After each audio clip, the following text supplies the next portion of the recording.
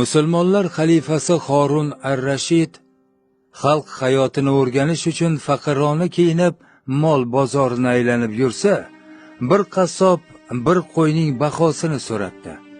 Sotuvchi 20 tanga deganini eshitib, qassob, qo'yingizning 14 kilo go'shti, 4,5 kilo yog'i bor. Uning narxi 15 tanga xolos debdi va qo'yni olmay ketibdi. Xalifa navkarlaridan biriga qo'yni sotib olishni, ikkinchisiga qassob ortidan borishni buyuribdi. Bozordan qaytgach, o'sha qo'yni so'yishibdi va qassob aytganidek 14 kilo go'sht va 4,5 kilo yog' chiqqanini ko'rishibdi. Qassobni topib kelishibdi va unga yana 2 qo'chqorni ko'rsatib, qancha go'sht va yog' borligini so'rashibdi.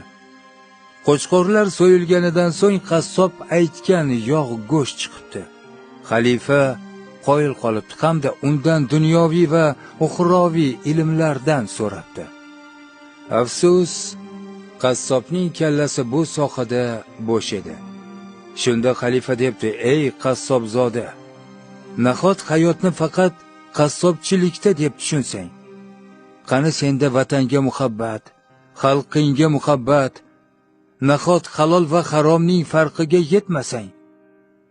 Xalifa jar chaqirtirib e'lon qilibdi: "Ushbu qassob shuncha zehni, shuncha ilmi bo'la turib, yo dunyoviy, yo uxroviy ilm olmagani, halol harom farqiga bormagani uchun boshqalarga ibrat bo'lsin deb, kelgusi juma kuni uni ostiraman." Hamma bu hukmdan rozi bo'lib, uning odilligini tan olishibdi. Ertasi kuni xalifa qabuliga 2 yosh yigitcha kirib kelibdi. Xalifa ularning xulq va axloqini ko'rib, farzanding bo'lsa shunday bo'lsin deb qo'yibdi. Yigitlar xalifadan gapirishga izn so'rashibdi va ruxsatdan so'ng deyishibdi: "Ey shohanshoh, avvalo bizning bir qoshiq qonimizdan keching. Biz o'limga hukm qilingan qassobning o'g'illarimiz.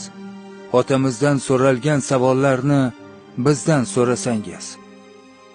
Xalifa bolalarni uzoq savolga tutib, ulardagi ilm, yetuklikni sezib kuchliroq olim kishilarni chorlab, ilm majlisi o'tkazib, bolalarning zehni va ilmiga qoyil qolibdi va debdi: "Sizlarga tasanno.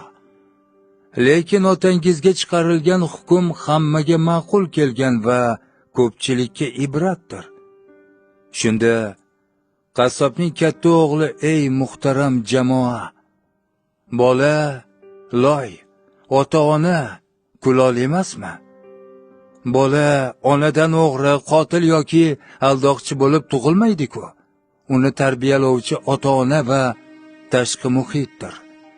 Otamizga chiqarilgan hukmni otamizga emas, uning otasiga chiqarish kerak edi.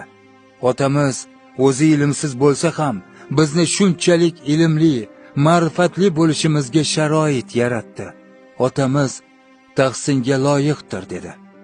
Xalifa uzoq sukut saqladi va dedi: "Ey vazir, sen endi iste'foga chiq. Shu bola menga vazir bo'lsin. Ey jallod, qassobni olib kel, ustiga zarbob to'n yop. Bu elga ibrat bo'lsin. Chunki bizning kelajagimiz farzandlarimiz.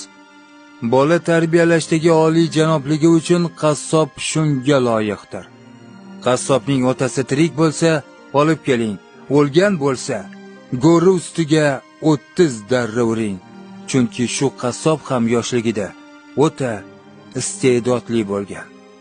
Otasi esa unga qassobchilikdan boshqa narsani o'rgatmagan. Dunyoviy va uxroviy ilm izlamoq tug'ilgandan to lahatga borguncha farz. O'z ma'naviyatimiz va milliy g'ururimizni o'zimiz ko'taraylik. Bizning ham go'rimizga darra tushishidan Alloh asrasin. Xulosa esa o'zimizdan, azizlar.